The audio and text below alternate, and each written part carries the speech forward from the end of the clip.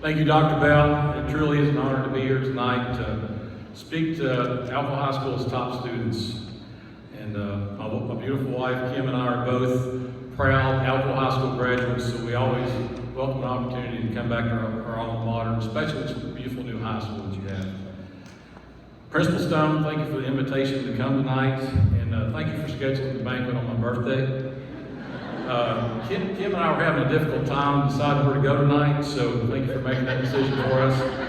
You know, we didn't have to worry about reservations or wait anywhere. So since we didn't go out to dinner tonight, you saved my wife a lot of money. So in appreciation, I'm going to buy breakfast for you and your family.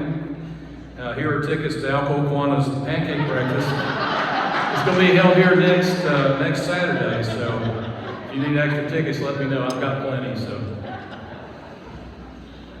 when the Aluminum Company of America was bought 700 acres of land in North Maryville in 1914, and the city of Alcoa incorporated in 1919, this area truly became a land of opportunity for many families, including my own.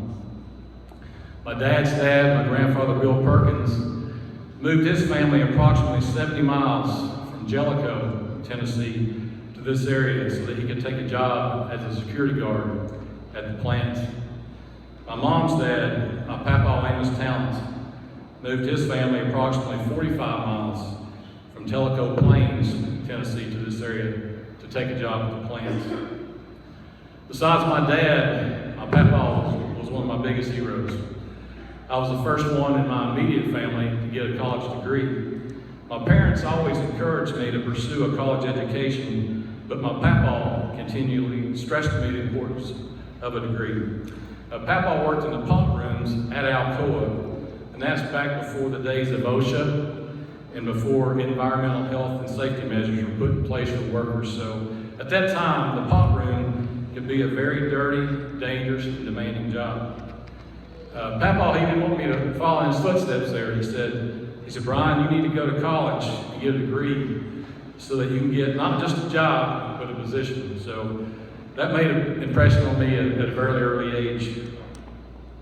My dad, also Bill, was in the Marines back in the 50s. And when he was on leave, he would visit his parents on Remington Street, just a few blocks from here. And on one of these visits, he met a pretty Alcoa High School graduate, Betty Talent.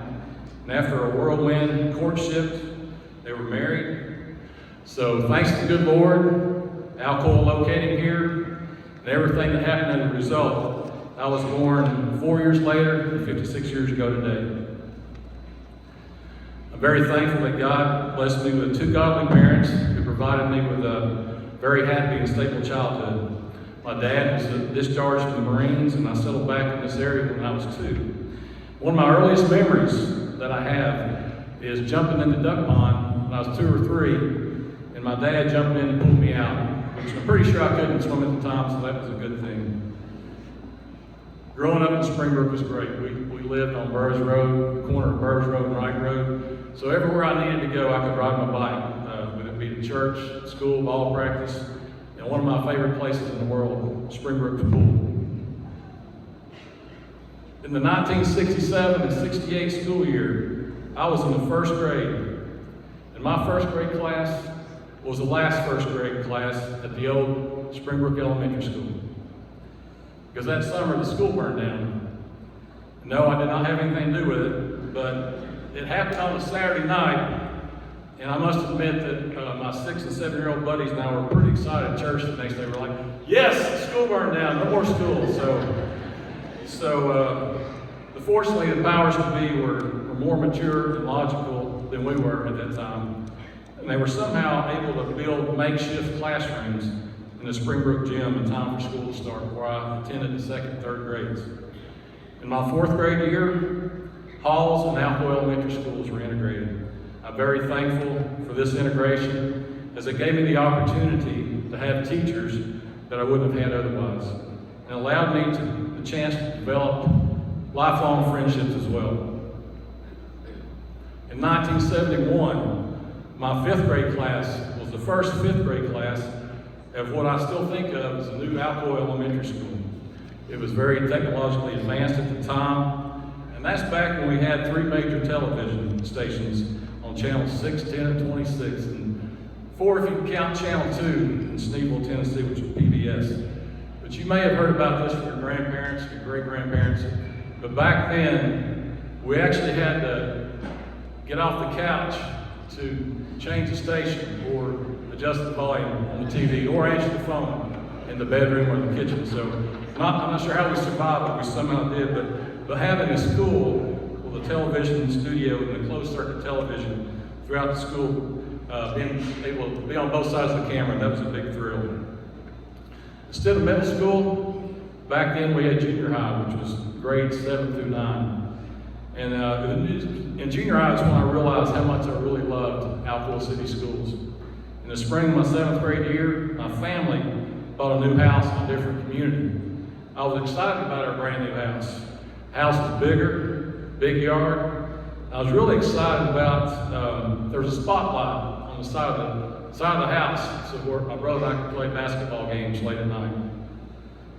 I don't think I thought it through though, because I had to go to a different school in the 8th grade. The school's in a nice community, I made some friends, but it just wasn't Alcoa. I cried, I whined, and I complained until my parents allowed me to go back to Alcoa in the 2nd semester of my 8th grade year. I told them if they let me go back to Alcoa, that I would pay my own tuition once I got old enough to drive and to get a job. I was so thankful to be back at Alcoa.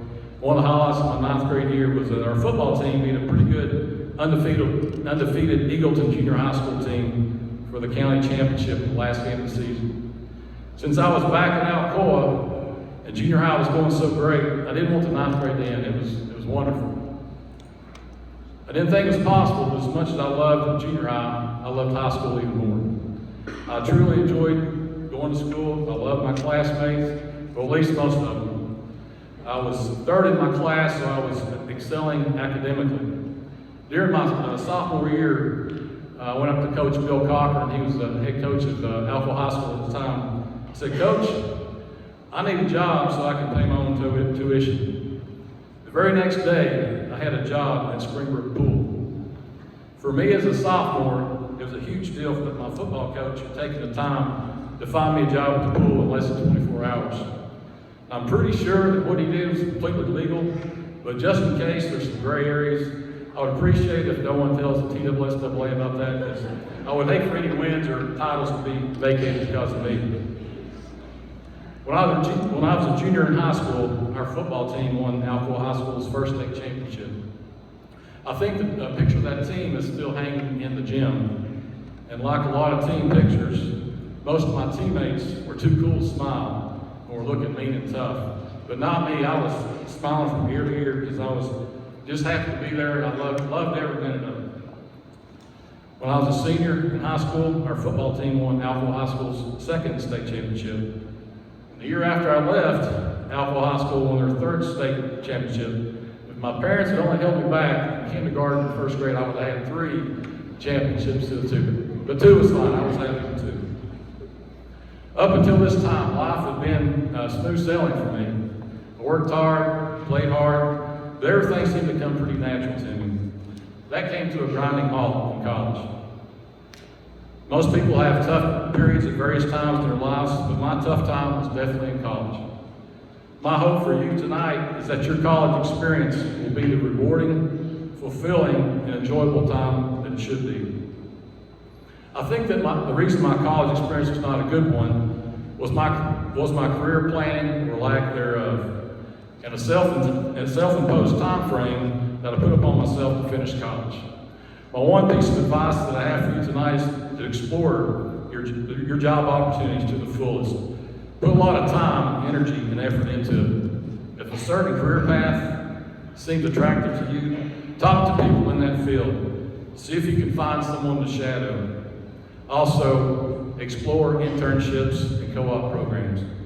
Over the next 5 to 10 years, you'll have more control over your career path than possibly any other time in your life. So please, make the very best of it you can.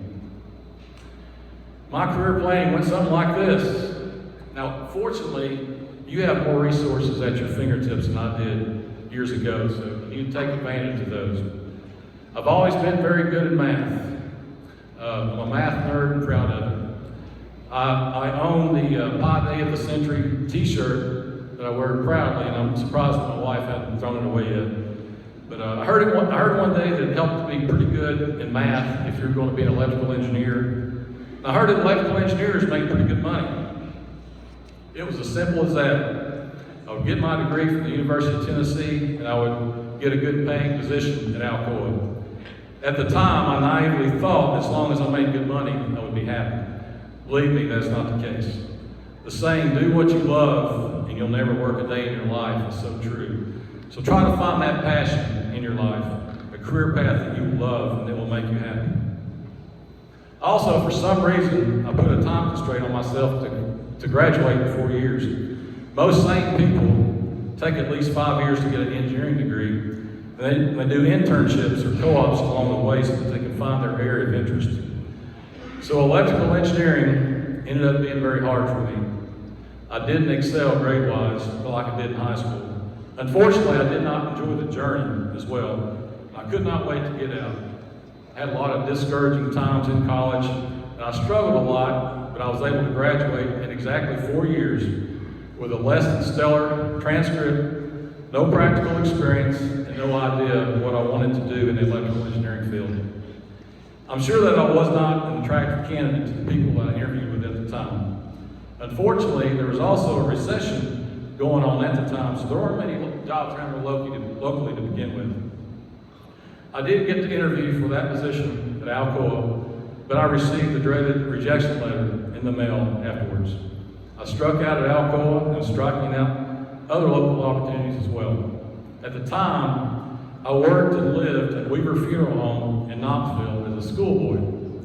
As schoolboys, we worked 5:30 in the afternoon until late in the morning, doing whatever needed to be done, delivering flour and chairs to different homes, and of course picking up dead bodies all over Knoxville, bringing them back to the funeral home. There's a lot of good stories from my schoolboy days that Kim has had to endure many times over the years. But anyway, one evening, Frank Weaver, one of the owners, came to me and said, "Brian, I know that you're disappointed in not getting the Alcoa job or other local jobs, but moving away from here and taking a job out of state might just be the best thing for you. It'll force you out of your comfort zone and it'll help you grow as a person." And I know some of your parents are probably thinking, please don't listen to him about moving away. Others of you are probably thinking, that's a great idea, please listen to him. But for me though, it ended up being very good advice. I started focusing on my job search on out-of-state opportunities, and it came down to either living in Oklahoma City and Virginia Beach. I'm sure Oklahoma City is a great place but right out of college, Virginia Beach sounded like a pretty fun place to live, so I ended up moving there for my first engineering job out of college, and Mr. McClure visited me there one time, so it was a good time, good place. It took until my fourth job out of college to discover that my passion is business development and sales for engineering companies. I can't help but think that I could have discovered this passion a lot quicker had I done more due diligence and took my time a little more during my college days. After getting experience and finding my niche, I was blessed to be able to start up a small company, Springbrook Automation, which was acquired by Eaton 2.5 years later. Back during these times that I was struggling in college, I never would have dreamed that would have been possible. But fortunately, I was able to keep plugging away in my career until I found my passion. I'm very thankful for the national account manager position I now have with Eaton. One of my colleagues and I constantly marvel at how much fun we have in our jobs, and we actually get paid for what we do. In closing, please make these next 5 to 10 years count as you search for your passion. Find what you love. And remember, if you can dream it, you can do it. Don't get in a hurry. Take your time finding your passion, and don't panic if plans A or B don't work out. Thanks for having me. Good luck. God bless.